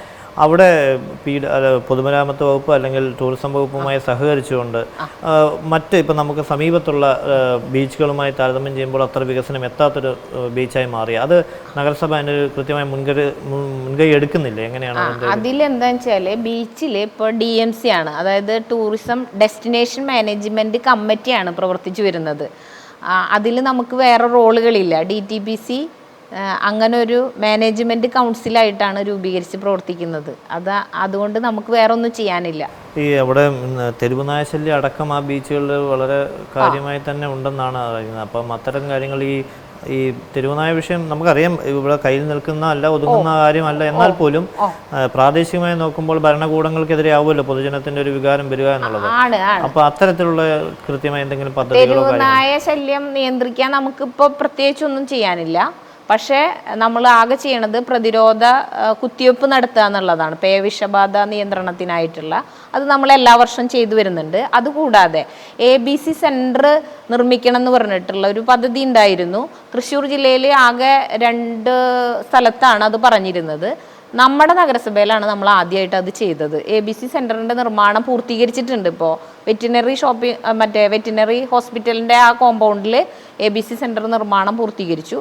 പക്ഷേ 50 കൂടുകൾ വേണം അതിന്. ഈ സർജറി കഴിഞ്ഞാൽ നായ്ക്കളെ ഇടാനായിട്ട് 50 കൂടുകൾ വേണം. പക്ഷേ അവിടെ 18 കൂടുകളാണ് ഇപ്പം നിലവിലുള്ളൂ. അപ്പോൾ 32 കൂടുകൾ കൂടി സജ്ജമായി കഴിഞ്ഞാൽ മാത്രമേ അതിൻ്റെ ഉദ്ഘാടനവും പിന്നെ അതിൻ്റെ പ്രവർത്തനങ്ങളും ആരംഭിക്കാൻ സാധിക്കുകയുള്ളൂ എന്ന് പറഞ്ഞപ്പോൾ 32 കൂട് ഈ വർഷത്തെ പ്രോജക്റ്റിൽ വീണ്ടും ഈ മാർച്ചിനുള്ളിൽ ഉൾപ്പെടുത്തി. അതും കൂടി ആവണോട് കൂടിയിട്ട് അതും സജ്ജമായി. ഈ ABC പ്രോജക്റ്റ് വരുമ്പോൾ തന്നെ അതിനെ കൃത്യമായി, അതായത് പല പഞ്ചായത്തുകളടക്കം അതിനെ ഇപ്പോൾ ഈ നേരത്തെ പറഞ്ഞ പോലെ തന്നെ ഇതുപോലെ തിങ്ങിനിറങ്ങി നിൽക്കുന്ന ഒരു നഗരസഭയെ സംബന്ധിച്ച് സ്ഥലപരിമിതി ഒരു വലിയ ഘടകമല്ല. അപ്പോൾ അത്തരം പദ്ധതികൾ എത്രത്തോളം വിജയകരമാകാൻ സാധിക്കുന്നതാണ്? അതായത് ഇപ്പോൾ സ്ഥലപരിമിതി മൂലം ഈ കൂടുകളടക്കം നിർമ്മിക്കുമ്പോൾ അതിൻ്റെ ഷെൽട്ടർ സംവിധാനം കൃത്യമായി ഒരുക്കാൻ സാധിക്കുമോ? ഈ സ്ഥലപരിമിതി പറഞ്ഞതുകൊണ്ട് ചോദിച്ചതാണ്. അതല്ല, ഇത് ഷെൽട്ടർ അല്ലല്ലോ ഉദ്ദേശിച്ചത്. ഷെൽട്ടർ അല്ല, ഇത് സർജറി കഴിഞ്ഞ നായ്ക്കളെ വിടുകയാണ്. തിരിച്ച് എവിടെ നിന്നാണോ പിടിച്ചു കൊണ്ടുവന്ന് അവിടെ തന്നെയാണ് തിരിച്ചു വിടുക. ഇത് കുറച്ച് ദിവസം, 1-2 ദിവസം അവയെ സംരക്ഷിക്കാനുള്ള ഒരു കൂട്, അതാണ് ഉദ്ദേശിച്ചത്. താൽക്കാലികം, അത്രേ ഉള്ളൂ. അതായത് ചെയർപേഴ്സൺ പറയുന്നത് ഈ വെള്ളാനകളുടെ നാട് സിനിമയിൽ പപ്പു എന്നൊരു ക്യാരക്ടർ ഉണ്ട്. അപ്പോൾ അവിടെ ഒരു വാഹനം കേട് വന്നപ്പോൾ അത് ഇപ്പം ശരിയാക്കി തരാം എന്ന് പറയുന്ന സ്ഥിരം പല്ലവിയുണ്ട്. ഇവിടെ 4 വർഷത്തെ ഭരണമല്ല ഇടതുപക്ഷത്തിൻ്റെ. ചെയർപേഴ്സൺ 4 വർഷത്തെ ചെയർപേഴ്സണാണ്. ഇവിടെ ഒരു തുടർച്ച, അതൊരു നഗരസഭയ്ക്കും ഇല്ലാത്ത ഒരുപാട് വികസന പദ്ധതികൾ ആസൂത്രണം ചെയ്യാനും അത് കൊണ്ടുവരുവാനുമുള്ള ഒരു തുടർച്ചയുള്ള കാലഘട്ടമാണ് 20 വർഷം എന്ന് പറയുന്നത്. അതൊരു ചെറിയ കാലഘട്ടമല്ല. ആ കാലഘട്ടത്തിൽ ചെയ്യേണ്ട പ്രവർത്തനങ്ങൾ കൃത്യമായി രേഖപ്പെടുത്താതെ ഇപ്പോൾ തന്നെ പറയുന്നു സ്റ്റേഡിയത്തിന് 1.5 ഏക്കർ കൂടി എടുത്താൽ സ്റ്റേഡിയം വരും. ഇപ്പോൾ പ്ലേ ഗ്രൗണ്ട് അവിടെ ഉണ്ട്, അവിടെ പണിയാൻ ഇത് ചെയ്യുന്നു. ഈ നഗരത്തിനകത്തെ യുവാക്കൾ, ക്ലബ്ബുകൾ 20 വർഷം മുമ്പ് ആഗ്രഹിച്ചിരുന്നതാണ് സ്റ്റേഡിയം. അപ്പോൾ തുടർച്ചയായ ഭരണം ഉണ്ടായിട്ട് പോലും അവർക്കത് കൃത്യമായി രേഖപ്പെടുത്തപ്പോൾ ഞങ്ങൾ പരാതിയായിട്ട് പറയേണ്ട ഗതികേടിലേക്ക് ഇപ്പോൾ പോയി. ഇപ്പോഴും പൂർണ്ണമല്ല സ്റ്റേഡിയം. എവിടെയാണ് സ്റ്റേഡിയം വരുന്നത്? നിങ്ങൾ മനസ്സിലാക്കണം. ഒരു മനുഷ്യൻ്റെ പ്രാഥമികമായിട്ടുള്ള എക്സസൈസ് എന്ന് പറയുന്നത് രാവിലെ എഴുന്നേറ്റ് എക്സസൈസ് ചെയ്യുന്നത് ശുദ്ധമായ വായു ശ്വസിക്കുക എന്നതാണ്. ട്രഞ്ചിങ് ഗ്രൗണ്ടിനോട് ചേർന്നിട്ടാണ് ഇപ്പോൾ സ്റ്റേഡിയത്തിന് ഭൂമി കണ്ടെത്തിയിരിക്കുന്നത്. അവിടെ പഴയ കാലഘട്ടങ്ങളിൽ ഞങ്ങളുടെയൊക്കെ പൂർവികരായിട്ടുള്ള ആളുകൾ മിച്ച ഭൂമിയായി പാവപ്പെട്ട മത്സ്യത്തൊഴിലാളികൾക്ക് കൊടുത്ത ഭൂമി, അത് ചെറിയ വിലയ്ക്ക് കൊടുത്ത ഭൂമി ഇപ്പോൾ വലിയ വിലയ്ക്ക് നഗരസഭ വാങ്ങിയിട്ട് അവിടെ സ്റ്റേഡിയം പണിയാൻ പോകുന്നു. എവിടെ? ട്രഞ്ചിങ് ഗ്രൗണ്ടിൻ്റെ അടുത്ത്. ഈ നഗരത്തിലെ ഹെഡ്, അല്ലെങ്കിൽ ഈ നഗരത്തിൻ്റെ ഏറ്റവും വലിയ മാസ്റ്റർ പദ്ധതി എന്ന് പറയുന്നത് സ്റ്റേഡിയം തന്നെയാണ്. അതിനുവേണ്ടിയാണ് ഞങ്ങളുടെയൊക്കെ പൂർവികർ ആ ഭൂമി ഏക്കർ കണക്കിന് എടുത്തു കൊടുത്തത്. അവിടെ നിന്നും കൂടുതൽ ഭൂമി പർച്ചേസ്, അത് ടൗണിൻ്റെ നടുവിൽ തന്നെ സ്റ്റേഡിയം വരണം. ഇത് സ്റ്റേഡിയം വരുന്നത് എവിടെയാണ്? ഈ നഗരസഭയുമായി യാതൊരു ബന്ധവുമില്ലാത്ത ഒരു ഏരിയയിലേക്കാണ് ഈ സ്റ്റേഡിയം കൊണ്ടുപോകുന്നത്. അപ്പോൾ തന്നെ ഈ നഗരസഭയുടെ നാളുകളിലേക്കുള്ള ദീർഘവീക്ഷണം എത്രത്തോളം ഉണ്ട് എന്ന് നമുക്ക് മനസ്സിലാക്കാൻ പറ്റും. ഇപ്പോൾ ഇവിടെ പറഞ്ഞു ABC സംവിധാനം. ABC സംവിധാനം കൊണ്ടുവരണമെന്ന് ഇന്നലെയോ ഇന്നോ ആവശ്യപ്പെട്ടതല്ല. ഇവിടെ ടൂറിസ്റ്റ് ആയി ബന്ധപ്പെട്ടുകൊണ്ട് വലിയ ഒരു ഹബ്ബ് ഉണ്ടാക്കാൻ പറ്റിയ ഒരു നഗരമാണ് ചാവക്കാട് നഗരം. ഇവിടെ മണത്തല ജുമാ മസ്ജിദ് പള്ളിയായാലും വിശ്വനാഥ ക്ഷേത്രമായാലും പാലിയൂർ സെൻറ് തോമസ് ചർച്ച് ആയാലും ബീച്ചായാലും അതൊക്കെ ക്ലബ് ചെയ്തുകൊണ്ട് വലിയ ഒരു ടൂറിസം ഹബ്ബാക്കി മാറ്റുന്നതിനുള്ള എല്ലാ എല്ലാ ഘടകങ്ങളുമുള്ള ഒരു നഗരസഭയ്ക്ക് അതിനനുസൃതമായി ഉയരാൻ കഴിഞ്ഞില്ല. ഇപ്പം ഞങ്ങളുടെ ഉത്തരവാദിത്തമല്ല, ഞങ്ങൾക്ക് ടൂറിസം വേണ്ട, അത് ഞങ്ങളെ ഉത്തരവാദിത്തമല്ല എന്ന് പറഞ്ഞ് കൈ കഴുകുന്ന സമീപനം ശരിയല്ല. ഇവിടെ കൊണ്ടുവരേണ്ടത് ആസൂത്രിതമായിട്ട് പ്ലാൻ ചെയ്ത് കൊണ്ടുവരാൻ ഇവർക്ക് കഴിഞ്ഞില്ല എന്നതിൻ്റെ, ഞാൻ നേരത്തെ പറഞ്ഞല്ലോ, കുമ്പസാരമാണ് ഇപ്പോൾ 2025 നിന്ന് പറയുന്നത് ഞങ്ങളിത് കൊണ്ടുവരും. ഞാൻ ചോദിക്കുന്നു, ഈ മാർച്ചിലാണ് നമ്മളുടെ എല്ലാ പദ്ധതികളെയും കുറിച്ച് ആസൂത്രണം ചെയ്ത് അത് കംപ്ലീഷൻ ചെയ്യുന്നത്. ഇവിടെ ഇവർ പറയുന്ന ഒരു പദ്ധതി പോലും ഈ ഇയറിൽ നടക്കുന്ന പദ്ധതിയല്ല, ഈ കൗൺസിലിൻ്റെ കാലത്ത് നടക്കുന്ന പദ്ധതിയല്ല. സ്റ്റേഡിയം ആയാലും ടൗൺ ഹാളായാലും മുനിസിപ്പൽ ഓഫീസായാലും ഈ കൗൺസിലിൻ്റെ കാലത്ത് അതിൻ്റെ തറക്കല്ലിടാൻ പറ്റും. എത്രയോ തറക്കല്ലുകൾ ഈ നഗരസഭയിൽ സ്റ്റേഡിയത്തിന് വേണ്ടിയിട്ട് ഇട്ടിരിക്കുന്നു, ടൗൺ ഹാളിന് വേണ്ടി ഇട്ടിരിക്കുന്നു. ഈ തറക്കല്ലുകൾ ഇടുക എന്ന ഒരു പ്രാഥമിക കർത്തവ്യമാണ് 20 വർഷമായി ഈ നഗരസഭ ചെയ്തത്. ഞാനിതിൽ കുറ്റപ്പെടുത്തുന്നത് ഈ ഭരണസമിതിയെയല്ല, മുൻകാലങ്ങളിലുള്ള നഗരസഭ ഭരണസമിതികൾ കൃത്യമായി ചാവക്കാട് ടൗണിനെ എങ്ങനെ അത് വിഭാവനം ചെയ്യണം എന്നതിനെക്കുറിച്ച് ആസൂത്രിതമായിട്ടുള്ള ഒരു കഴിവ്. ഇവിടെ ഒരു സിനിമാ തിയേറ്റർ പോലും ഇല്ലാത്ത നഗരസഭയാണ് ചാവക്കാട് നഗരസഭ. ഇവിടെ വലിയ വലിയ മാളുകൾക്ക് വേണ്ടി സ്വകാര്യ ആളുകൾ സമീപിക്കുമ്പോൾ അവിടെ ഇല്ലാത്ത നിയമങ്ങൾ പറഞ്ഞ് അവരെ മടക്കി പറഞ്ഞയക്കുന്ന സമീപനമാണ്. എങ്ങനെയാണ് ഇവിടെ ഓൺ ഫണ്ട് വർദ്ധിക്കുക? ഇവർ പറയുന്നു അങ്ങനെയുണ്ടോ? അതായത് നമുക്ക് സംസ്ഥാന സർക്കാർ അടക്കം വ്യവസായ സൗഹൃദ സംസ്ഥാനമായി കേരളത്തെ മാറ്റുമ്പോൾ അത്തരം സമീപനം ഉണ്ടെന്നാണ് പറയുന്നത്. അങ്ങനത്തെ സമീപനമൊന്നുമില്ല. ഡാറ്റാ ബാങ്ക് അവിടെ കുളം നിൽക്കണോടത്ത് കൊടുക്കാൻ പറ്റില്ലല്ലോ. സാങ്കേതിക പ്രശ്നങ്ങളാണ്. ഡാറ്റാ ബാങ്ക് ഫുള്ളായിട്ട് നിൽക്കണോടത്ത് ഡാറ്റാ ബാങ്ക് ഒഴിവാക്കി കൊടുക്കാൻ പറ്റില്ല. അത് അങ്ങനത്തെ ഒരു വിഷയം മാത്രമേ ഞാൻ പറയുന്നത്. 18 സുഹൃത്ത് ഒരു വിഷയം 18 ചെയർപേഴ്സൺ പറയുന്ന ആ ഭൂമി ഡാറ്റാ ബാങ്കിൽ ഉണ്ടായിരുന്നില്ല. 19 അന്നത്തെ ചെയർമാൻ്റെ പ്രത്യേക താല്പര്യപ്രകാരം ആ ഭൂമി ഡാറ്റാ ബാങ്കിൽ ഉൾപ്പെടുത്തുന്നു. ഇപ്പോൾ ഡാറ്റാ ബാങ്കിലാണ്. അപ്പോൾ ഈ രാഷ്ട്രീയ പകപോക്കൽ ഇവിടെ സ്വകാര്യ സ്ഥാപനങ്ങൾ കൊണ്ടുവന്ന് വരുമാനം വർദ്ധിപ്പിക്കുന്നതിന് വലിയ മാളുകൾ വരുമ്പോൾ അതായത് അവർ രാഷ്ട്രീയമാണത്. ആ രാഷ്ട്രീയത്തിനപ്പുറം ഒരു നാടിൻ്റെ ഡെവലപ്മെൻറ്റുമായിട്ടുള്ള യാതൊരു സമീപനവും ഈ ഇതില് രാഷ്ട്രീയ പകപോക്കൽ എന്നൊന്നും പറയാൻ സമ്മതിക്കാൻ പറ്റില്ല. അത് നമുക്ക് കടുത്ത വേനലിൽ പോലും വെള്ളം നിൽക്കുന്ന പ്രദേശമാണ്. അത് ഡാറ്റാ ബാങ്കിൽ തന്നെ ഉൾപ്പെടുത്തേണ്ട സ്ഥലമാണ്. അത് ഏതെങ്കിലും ഒരു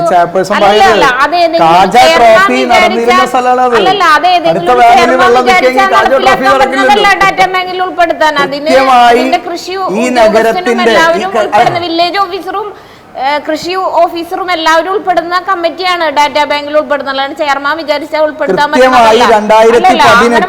ഡാറ്റാ ബാങ്കിൽ ഇല്ലാത്ത ഒരു ഭൂമി ആ ഭൂമി 2019 ഡാറ്റാ ബാങ്കിൽ ഉൾപ്പെടുത്തുകയും അദ്ദേഹത്തിൽ നിന്നും വലിയ തോതിലുള്ള അത് ആരോപണങ്ങൾക്ക് വിധേയമാണ്. കഴിഞ്ഞ കൗൺസിൽ ആരോപണങ്ങൾക്ക് വിധേയമാണ്. കാരണം ഇത്തരത്തിലുള്ള അദ്ദേഹം ഇന്ന് കുന്നംകുളം നഗരസഭയിൽ 2 സിനിമാശാല തുടങ്ങിയിട്ടുള്ള വലിയൊരു മാള് പണിത് കുന്നംകുളം നഗരസഭയ്ക്ക് ഓൺ ഫണ്ടിലേക്ക് 3 ലക്ഷം രൂപ ടാക്സ് കൊടുക്കണം. ആ പദ്ധതി ചാവക്കാട് വരുമ്പോൾ അതിനെ തുരങ്കം വയ്ക്കുന്ന സമീപനം ഇപ്പോ അദ്ദേഹവുമായി ബന്ധപ്പെട്ടുകൊണ്ട് നഗരസഭയിലെ ഭരണകർത്താക്കൾ ചർച്ച നടത്തുക. 6 അടി വഴി വിട്ടുകൊടുക്കണം എന്ന് പറഞ്ഞാൽ ഇത് പരിഹരിച്ചു തരാമെന്ന് പറഞ്ഞ് ചർച്ച നടത്തുക. അപ്പൊ ഇപ്പോൾ അത് ഡാറ്റാ ബാങ്കിലില്ല. അത് നീക്കം ചെയ്യാൻ ഇവർക്ക് കഴിയും. ഇത് 10 വർഷം മുമ്പ് നീക്കം ചെയ്യുകയാണെങ്കിൽ ഈ നഗരസഭയുടെ തനത് വരുമാനത്തിൽ എത്ര രൂപ വരും? എത്ര വലിയ പദ്ധതികൾ വരും? അല്ല, അതൊരു അത്തരം ഇതുണ്ട്, ആരോപണത്തിൽ കഴമ്പുണ്ടോ? അതായത് മുൻപില്ലാത്തൊരു കാര്യം ഈ ഒരു പദ്ധതി വരുമ്പോൾ മാത്രം ഡാറ്റാ ബാങ്കിലാവുന്നു, പിന്നീട് മറ്റു പദ്ധതികൾക്ക് അത് ബാധകമാകുന്നില്ല. ഞാൻ പറയാം, ഇത് വലിയൊരു കലിങ്കിന്റെ അവിടെ നിന്ന് പോകുന്ന വെള്ളവുമായി ബന്ധപ്പെട്ട് അപ്പോൾ ആ ഒരു രീതിയിൽ തന്നെ ഒരു കാന പണിയാണെങ്കിൽ നമുക്ക് ആ സ്ഥലം അത്രയും സ്ഥലം ഒഴിവാക്കി ബാക്കിയുള്ള സ്ഥലം തരമാറ്റി കൊടുക്കാം എന്ന് നമ്മൾ കമ്മിറ്റി കൂടി ആലോചിച്ചു. അത്ര മാത്രമേ ഉള്ളൂ. നമ്മൾ വികസനത്തിന് തടസ്സമല്ല, വ്യവസായം വരണേന് നമ്മൾ തടസ്സമല്ല, വ്യവസായങ്ങൾ വരണം എന്ന് തന്നെയാണ് നമ്മളുടെ നിലപാട്. ആ നിലപാടിൽ തന്നെയാണ് നമ്മൾ നിൽക്കുന്നത്. ഇത് അനാവശ്യമായിട്ടുള്ള ആരോപണമാണ്. അങ്ങനത്തെ ആരോപണം ആയിക്കോട്ടെ, കോടതി അതിന്റെ രേഖകൾ നഗരസഭ പരാജയപ്പെട്ടു. ആ കേസിൽ നഗരസഭ പരാജയപ്പെട്ടു. അദ്ദേഹത്തെ പോലുള്ള വലിയ സ്ഥാപനം ഇപ്പോ ബൈപ്പാസ് റോട്ടിൽ അപ്പൊ നിലവിൽ ഡാറ്റാ ബാങ്കിൽ നിന്ന് ഒഴിവാക്കിയോ സ്ഥലത്ത്? എങ്ങനെയാണ് ഈ പരാജയപ്പെടുക എന്ന് പറയുമ്പോൾ, നഗരസഭ കോടതിയിൽ പരാജയപ്പെടുക എന്ന് പറയുമ്പോൾ? അദ്ദേഹം തന്നെ അതിന്റെ പണമടച്ച് നെഞ്ച മാറ്റുന്നതിന് വേണ്ടിയിട്ടുള്ള എല്ലാ സംവിധാനങ്ങളും ചെയ്തു. അദ്ദേഹം തന്നെ ചെയ്തു. അദ്ദേഹം ഇപ്പോൾ നഗരസഭയ്ക്ക് ഈ ഒരു ഡിമാൻഡ് വെച്ചത് കൊണ്ട് മാത്രമാണ് അദ്ദേഹം അവിടെ ഒരു നിർമ്മാണത്തിന് തയ്യാറാവാതെ കേസുമായി മുന്നോട്ട് പോകുന്നത്. ഒരു ഡിമാൻഡ് ചെയ്യണേ, അതായത് ഇന്ന രാഷ്ട്രീയം, ആ രാഷ്ട്രീയമാണ് അത് പകപോക്കലായി മാറ്റുന്ന ഒരു സമീപനം ശരിയല്ല. ഇവിടെ ഇപ്പൊ മാസ്റ്റർ പ്ലാന്റെ പരിധിയിൽ വരുന്ന റോഡുകളുടെ നിർമ്മാണവുമായി ബന്ധപ്പെട്ടുകൊണ്ട് അതിന് സെറ്റ് ബാക്ക് ഉണ്ട്. ആ സെറ്റ് ബാക്ക് ലംഘിച്ചുകൊണ്ട് ചില കെട്ടിടങ്ങൾക്ക് അനുമതി കൊടുത്തിട്ടുണ്ട്, ചില കെട്ടിടങ്ങൾക്ക് അനുമതി കൊടുത്തിട്ടില്ല. ഇത് തികച്ചും രാഷ്ട്രീയപരമായി നഗരത്തെ നശിപ്പിക്കുന്ന ഒരു ഗൂഢസംഘമായി. മാസ്റ്റർ പ്ലാൻ വരണേണ്ടി മുന്നേ കൊടുത്ത ബിൽഡിങ്ങിന്റെ പെർമിറ്റിന്റെ കാര്യമാണ് പറയുന്നത്. മാസ്റ്റർ പ്ലാൻ വന്നതിന് ശേഷം അങ്ങനെ ഒരു ബിൽഡിങ്ങിനും പെർമിറ്റ് കൊടുത്തിട്ടില്ല. അതില് ഒരു തെറ്റുണ്ട്. 2011 മാസ്റ്റർ പ്ലാന്റെ കരട് പ്രസിദ്ധീകരിക്കുന്നത്. കരട് പ്രസിദ്ധീകരിച്ചു കഴിഞ്ഞാൽ ചട്ടപ്രകാരം അവിടെ ആ നിയമം സാധൂകരിച്ചു പോകും. മാസ്റ്റർ പ്ലാൻ ഇപ്പോഴും പൂർണ്ണമായി പബ്ലിഷ് ചെയ്തിട്ടില്ല. പൂർണ്ണമായി പബ്ലിഷ് ചെയ്തില്ല എന്ന് വിചാരിച്ച് കഴിഞ്ഞ മാസം വന്നതിന് നമുക്ക് അനുമതി കൊടുക്കാൻ പറ്റുമോ? ഇപ്പോഴും മാസ്റ്റർ പ്ലാൻ നിലനിൽക്കുകയാണ്. ഇവിടെ കരട് പ്രഖ്യാപിച്ച അന്ന് തൊട്ട് മാസ്റ്റർ പ്ലാൻ നിലനിൽക്കുക. 2014 കൊടുത്ത കെട്ടിടത്തിന് അനുമതി കൊടുത്തു. അതേ 2014 തന്നെ കൊടുത്ത കെട്ടിടത്തിന് അനുമതി അല്ല, 2022 മുതലാണ് നമ്മൾ മാസ്റ്റർ പ്ലാൻ പ്രകാരം നോക്കി തുടങ്ങിയിട്ടുള്ളൂ. അതുവരെ പഴയ പ്രകാരമാണ് ചെയ്തു പോയിരുന്നത്.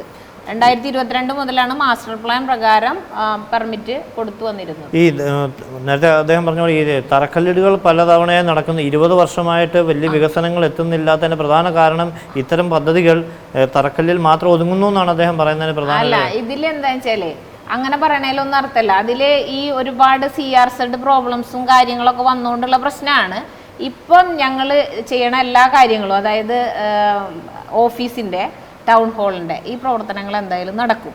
സ്റ്റേഡിയത്തിൻ്റെ കാര്യം നമുക്ക് എല്ലാവർക്കും അറിയാം. സ്റ്റേഡിയത്തിൻ്റെ ഒരു പ്രശ്നം നിലനിൽക്കുന്നു എന്നുള്ളത് ശരി തന്നെയാണ്. അത് നമ്മൾ അപ്പുറത്ത് പോകുന്നു എന്നുള്ളതും കറക്റ്റാണ്. ടൗൺ ഹാളും ഓഫീസൊക്കെ നഗരമധ്യത്തിൽ തന്നെയാണ് വേണ്ടത്. ഇനിയിപ്പോൾ സ്റ്റേഡിയം അവിടെ പോകുന്നതുകൊണ്ട് വേറെ പ്രശ്നമൊന്നും വരാൻ പോകില്ല. നമ്മുടെ നാഷണൽ ഹൈവേ വരുന്നത് അവിടെയാണ്. ഹൈവേയോട് ചേർന്നാണ് സ്റ്റേഡിയം ഗ്രൗണ്ട് വരാൻ പോകുന്നത്. അതിന് മുന്നേയായിട്ട് നമ്മൾ കുട്ടികൾക്ക് കളിക്കാനുള്ള ഒരു സ്ഥലം ഒരുങ്ങുക എന്നുള്ള ആദ്യഘട്ടം അവിടെ ആരംഭിക്കുന്നു.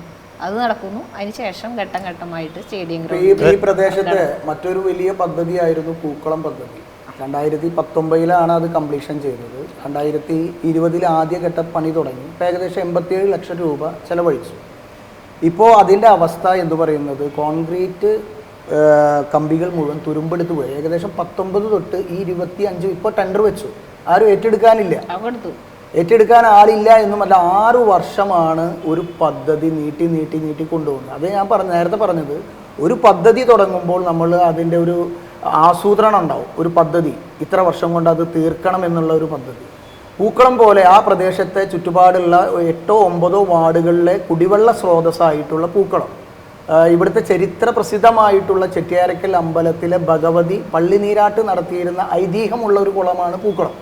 ആ പൂക്കളം 2019 തുടങ്ങി. ഇപ്പോൾ 25 ഈ മാർച്ച് മാസം വരെ നിൽക്കുമ്പോൾ ഇപ്പോഴും ടെൻഡർ എടുക്കാൻ ആളില്ല. ഇന്നലെ വരെ ടെൻഡർ എടുത്തിട്ടില്ല. ഇന്നത്തെ കാര്യം എനിക്കറിയില്ല. ഇന്നലെ വരെ ഇതുമായി ബന്ധപ്പെട്ട ഡിപ്പാർട്ട്മെൻറ്റിൽ പരിശോധിച്ചപ്പോൾ ടെൻഡർ എടുത്തിട്ടില്ല. ടെൻഡർ എടുക്കാൻ ആളുകൾ തയ്യാറല്ല. അത് ഘട്ടം ഘട്ടമായി തീർക്കേണ്ട പദ്ധതിയല്ല. കുളം പോലുള്ള പദ്ധതികൾ നമുക്കറിയാം. ഒരു കുളം ഒരു വേനലിൽ വെട്ടിച്ച് അത് വൃത്തിയാക്കി അവിടെ കോൺക്രീറ്റ് ബീമുകൾ പണിത് അത് കുളമാക്കി രൂപപ്പെടുത്തിയെടുക്കണം. അത് ഒരു വേനലിൽ പറ്റിക്കും. പിറ്റത്തെ മഴക്കാലത്ത് വീണ്ടും വെള്ളം കയറും, ചെളി കയറും, കച്ചറ കയറും, അത് വീണ്ടും ക്ലീൻ ചെയ്യും. അങ്ങനെ കോൺട്രാക്ടർമാർ പൊറുതി മുട്ടിയിട്ടാണ് ആ കുളം ഉപേക്ഷിച്ച് പോയത്. ഇപ്പോൾ ഇന്നലെ വരെ കോൺട്രാക്ടർമാർ അത് ഏറ്റെടുക്കാൻ തയ്യാറായി. ഞാൻ പറഞ്ഞത് നഗരസഭയുടെ വീഴ്ചയാണ് ഈ കരാറുകാരെ കിട്ടുക എന്നുള്ളത്. നഗരസഭയുടെ സമയബന്ധിതമായി ഫണ്ട് വെക്കാൻ കഴിയാത്തതും സമയബന്ധിതമായി പ്രവർത്തനങ്ങൾ പൂർത്തീകരിക്കാൻ കഴിയും. ഇപ്പോൾ ട്രെഞ്ചിങ് ഗ്രൗണ്ടിന്റെ കാര്യം തന്നെ പറഞ്ഞു. അവിടെ ബയോ മൈനിങ് 2 വർഷമായി ഒരു കരാറുകാരനെ ഏൽപ്പിച്ചിട്ട്. ഒരു ബയോ മൈനിങ്ങിന്റെ പ്രവർത്തനം 2 വർഷമായി. ആദ്യത്തെ ഒരു സമയബന്ധിതമായി തീർക്കാത്തത് കൊണ്ട് കൗൺസിലിന്റെ റെസൊല്യൂഷൻ എടുക്കേണ്ടി വന്നു. ആ കരാറുകാരന് തന്നെ വീണ്ടും കൊടുക്കേണ്ടി വന്നു. ഒരു ഗതികേടിന്റെ നിറകുടമായിട്ട് മാറുകയാണ് നമ്മുടെ നഗരസഭ. ഇപ്പോഴും ഈ കഴിഞ്ഞ ജനുവരി മാസത്തോടു കൂടി കംപ്ലീഷൻ ചെയ്യണമെന്നാണ് അന്ന് കൗൺസിൽ റെസൊല്യൂഷൻ എടുത്തെന്ന് എനിക്ക് തോന്നുന്നു. എനിക്കത് ഓർമ്മയില്ല, വ്യക്തമായിട്ട് ഓർമ്മയില്ല. ഇപ്പൊ മാർച്ച് മാസമായിട്ടും അത് കംപ്ലീഷൻ ചെയ്യാൻ പറ്റിയിട്ടില്ല. കൃത്യമായിട്ടുള്ള ഒരു മോണിറ്ററിംഗ് ഇല്ല. മോണിറ്ററിംഗ് ഇല്ലാത്തതിന്റെ ഭാഗമായിട്ടാണ് ഇല്ലാത്തതിന്റെ പ്രശ്നമല്ല, ആ കമ്പനിയുടെ വീഴ്ചയാണ്. ഞാൻ നേരത്തെ പറഞ്ഞല്ലോ, ആ കമ്പനി നമുക്കറിയാം കുറവ് തുക രേഖപ്പെടുത്തിയ കമ്പനിക്കാണ് വർക്ക് കൊടുക്കാൻ പറ്റുള്ളൂ. അതിന്റെ ഒരു പ്രശ്നം മൂലം ഉണ്ടായൊരു സംഭവമാണ് അത്. വേറെ ഒന്നും നഗരസഭയ്ക്ക് ചെയ്യാനില്ല. ഭരണനേതൃത്വം എത്ര തവണ മീറ്റിംഗ് വിളിച്ചു എന്നുള്ളതിന്റെ രേഖ ഇവിടെ ഉണ്ട്. ഞാൻ ആഴ്ചയിൽ മീറ്റിംഗ് വിളിച്ചുകൊണ്ടിരുന്നതാ. അവർക്ക് വരാൻ പറ്റാത്ത സാഹചര്യത്തിൽ ഓൺലൈനായിട്ട് പോലും മീറ്റിങ്ങുകൾ വിളിച്ചിട്ടുണ്ട്. എല്ലാ രേഖകളും ഇവിടെ ഉണ്ട്, പരിശോധിച്ചാൽ മനസ്സിലാവും. പിന്നെ പൂക്കുളത്തിന്റെ കാര്യം, പൂക്കുളം എല്ലാ വർഷവും വർക്ക് വയ്ക്കുന്നുണ്ട്, എല്ലാ വർഷവും വർക്കും നടക്കുന്നുണ്ട്. ഈ വർഷം വർക്ക് ആരും എടുത്തിട്ടില്ല എന്നുള്ളത് സത്യമാണ്. കാരണം പൂക്കുളത്തിന്റെ വർക്ക് അങ്ങനത്തെ വർക്കാണ്. ഈ വർഷം ഇപ്പോൾ ഒരു കരാറുകാരൻ വർക്ക് ഓഫർ വെച്ചിട്ട് എടുക്കാൻ തീരുമാനിച്ചിട്ടുണ്ട്. നന്ദകുമാർ എന്ന് പറഞ്ഞിട്ടുള്ള കോൺട്രാക്ടറെ എടുക്കും. ഈ വർഷത്തോടുകൂടി പൂർത്തീകരിക്കും. എന്നിരുന്നാലും അതിൻ്റെ ചുറ്റും ഒന്ന് കെട്ടി സംരക്ഷിക്കുകയും അതിൻ്റെ എൻട്രൻസിലേക്കുള്ള ഒരു സ്ഥലം ഏറ്റെടുക്കുകയും കൂടി ചെയ്യണം. അതും കൂടി പൂർത്തീകരിക്കുന്ന മുറയ്ക്കാണ് ആ പൂക്കുളം എന്നുള്ളൊരു സ്വപ്നം പൂർത്തീകരിക്കാൻ നമുക്ക് സാധിക്കുള്ളൂ. അത് നമുക്ക് അമൃത് പദ്ധതിയിൽ ഉൾപ്പെടുത്തി. അതായത് അമൃത് പദ്ധതി ആകുമ്പോൾ കുറച്ചുകൂടി ഫണ്ട് ഉണ്ടായിരിക്കും. ഞങ്ങൾക്ക് ആദ്യഘട്ടത്തിൽ അമൃത് പദ്ധതി ഉണ്ടായിരുന്നില്ല. 1ാം ഘട്ടം ഇപ്പോൾ ഞങ്ങൾക്ക് അനുവദിച്ച് കിട്ടിയിട്ടുള്ളൂ. അതിൻ്റെ ഭാഗമായിട്ട് നമ്മൾ പുളിച്ചിറക്കെട്ട് കുളം കിട്ടിയിട്ടുണ്ട്. അതിൻ്റെ വർക്ക് അവിടെ നടക്കുന്നുണ്ട്.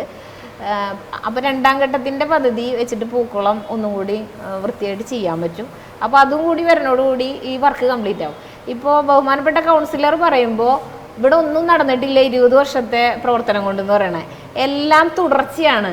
ഇപ്പോൾ കുന്നംകുളത്തായാലും ഗുരുവായൂരായാലും നടന്നതൊക്കെ കുറേ വർഷങ്ങളായിട്ടുള്ള തുടങ്ങി വെച്ച പ്രവർത്തനങ്ങളുടെ ഭാഗമായിട്ട് നടന്നു വന്നതാണ്. ഇപ്പോൾ കോട്ടപ്പടിയിലത്തെ മാലിന്യ സംസ്കരണ പൂർത്തിയാക്കിയില്ലെന്നും അദ്ദേഹം ആരോപിക്കുകയാണ്. അല്ല, ഞാൻ പറയട്ടെ, അത് തുടങ്ങിയതേ 15 വർഷം മുന്നേ തുടങ്ങിയ പ്രവർത്തനത്തിന്റെ ഭാഗമായിട്ടാ. ഇവിടെ ഈ കൗൺസിലിൽ ഇപ്പൊ പറഞ്ഞല്ലോ UDF-ന്റെ ഒരു ഭരണ നേതൃത്വം ഇവിടെ ഉണ്ടായിരുന്നു. അന്ന് കൗൺസിലർ ആയിരുന്ന ആളാ ഞാന്. അന്ന് ഇവിടെ എന്താ നടന്നതെന്ന് എനിക്കറിയാം. ഇവിടെ ഒന്നും നടന്നിട്ടില്ല. അതിനുശേഷം വന്ന കൗൺസിലുകൾ നടത്തിയ വികസന പ്രവർത്തനങ്ങൾ മാത്രമല്ല ഇവിടെ. എന്താണ് എടുത്തു പറയാന്ന് ചോദിച്ചു. ബസ് സ്റ്റാൻഡ് അവിടെ ബിൽഡിംഗ് വന്നത് ബഹുമാനപ്പെട്ട MR രാധാകൃഷ്ണേട്ടൻ ചെയർമാനായിരിക്കുന്ന സമയത്താ. ക്രിമിറ്റോറിയം എങ്ങനെ വന്നു, അതും MR രാധാകൃഷ്ണേട്ടുള്ള സമയത്ത്. ആ ക്രിമിറ്റോറിയം വരാൻ ഒരുപാട് കഷ്ടപ്പെട്ടിട്ടുണ്ട്. കേസ് ഒരുപാട് ഉണ്ടായിരുന്നു അതുമേ. അതുപോലെ ഒരുപാട് പ്രവർത്തനങ്ങൾ എനിക്ക് ബഹുമാനപ്പെട്ട MLA മുൻ ചെയർമാൻ ആയിരിക്കുന്ന സമയത്താണ് ഈ കുട്ടികളുടെ പാർക്ക്, പിന്നെ കുറേ ഷോപ്പിംഗ് കോംപ്ലക്സുകൾ, ഒരുപാട് ബാലാമണിയമ്മ സ്മാരക മന്ദിരം, അങ്ങനെ ഒരുപാട് ബിൽഡിങ്ങുകൾ ഒക്കെ വന്നത് MLA സമയത്താണ്. അങ്ങനെ ഒരുപാട് വികസന പ്രവർത്തനങ്ങൾ വന്നിട്ടുണ്ട്. ഇതൊന്നും കണ്ടില്ല എന്ന് കണ്ണടച്ചിരുട്ടാക്കേണ്ട പണി നടത്തേണ്ട കാര്യമൊന്നുമില്ല. ഇവിടെ ഒരുപാട് കാര്യങ്ങൾ നടന്നിട്ടുണ്ട്, ഇനിയും നടക്കും. അതിനെല്ലാവരുടെയും സഹകരണം ഇതുവരെ ഉണ്ടായിട്ടുണ്ട്, ഇനിയും ഉണ്ടാവണം. ഞാൻ പറഞ്ഞു അതായത് ഈ നഗരസഭയാണ് എന്നുള്ള ഒരു ഉത്തമ ബോധ്യത്തോടു കൂടി നമുക്ക് ഒരാൾ പ്രസന്റ് ചെയ്യാൻ പറ്റുന്നില്ല. ഇപ്പൊ ബാലാമണി മന്ദിരം പറഞ്ഞു, 19 കംപ്ലീഷൻ ചെയ്താണ് ബാലാമണി മന്ദിരം. അതിന്റെ അവസ്ഥയാണ് ഞാൻ പറഞ്ഞത്. ഒരു നയ പൈസ വരുമാനം ഉണ്ടാക്കാൻ 6 വർഷമായിട്ട് ഈ നഗരസഭയ്ക്ക് കഴിഞ്ഞില്ല എന്ന് പറയുമ്പോൾ അത് ഞങ്ങൾ ഉണ്ടാക്കും. ഞങ്ങൾ ഉണ്ടാക്കാൻ കഴിഞ്ഞില്ല എന്ന് പറഞ്ഞാൽ സമ്മതിക്കില്ല. എന്ത് വരുമാനമാണ് അവിടെ? ഷീസ്റ്റയിലെ സ്റ്റാഫുകൾക്ക് പോലും ശമ്പളം കൊടുക്കുന്നത് കുടുംബശ്രീകള് അങ്ങനെയൊന്നും പറഞ്ഞാൽ പറ്റില്ല. അവിടെ ചാവക്കാട് നഗരസഭയിൽ അവിടുത്തെ സ്റ്റാഫുകൾ പോലും ആർക്കും ശമ്പളം മുടങ്ങിയിട്ടില്ലല്ലോ. ശമ്പളം മുടങ്ങണ ഒരവസ്ഥ ഈ നഗരസഭയിൽ ഒരു ഡെവലപ്മെന്റ് ഈ നഗരസഭയിൽ ഉണ്ടാവും. കേരളത്തിൽ ആദ്യമായി ശമ്പളം മുടങ്ങുന്ന നഗരസഭയായി ചാവക്കാട് നഗരസഭ മാറും. അതൊരു ഡെവലപ്മെന്റ് ഏതെല്ലാം ഫണ്ട് വക മാറ്റിയാലും അത് മാറേണ്ട സ്ഥിതിയാണ്. അങ്ങനെ ഒരു സാഹചര്യം ഉണ്ടോ? അങ്ങനത്തെ ഒരു സാഹചര്യം ഇതുവരെ ഉണ്ടായിട്ടില്ല, ഇനിയോട്ട് ഉണ്ടാവാനും പോണില്ല. നമ്മൾ അതിനുള്ള എല്ലാ നല്ല രീതിയിലുള്ള ഇടപെടൽ നടക്കുന്നു. ഇപ്പോ ടൗൺ ഹാള് പണിയണമെങ്കിൽ കോടിക്കണക്കിന് രൂപയുടെ ലോൺ എടുക്കണം. ഇവർ പറയുന്നുണ്ടാവില്ല എന്ന്. ഞാൻ മുൻകൂട്ടി പറയുന്നു, ആ ലോൺ ഈ നഗരസഭ ഭവന പദ്ധതിക്ക് വേണ്ടിയിട്ട് ലോൺ എടുത്തിട്ടുണ്ട്.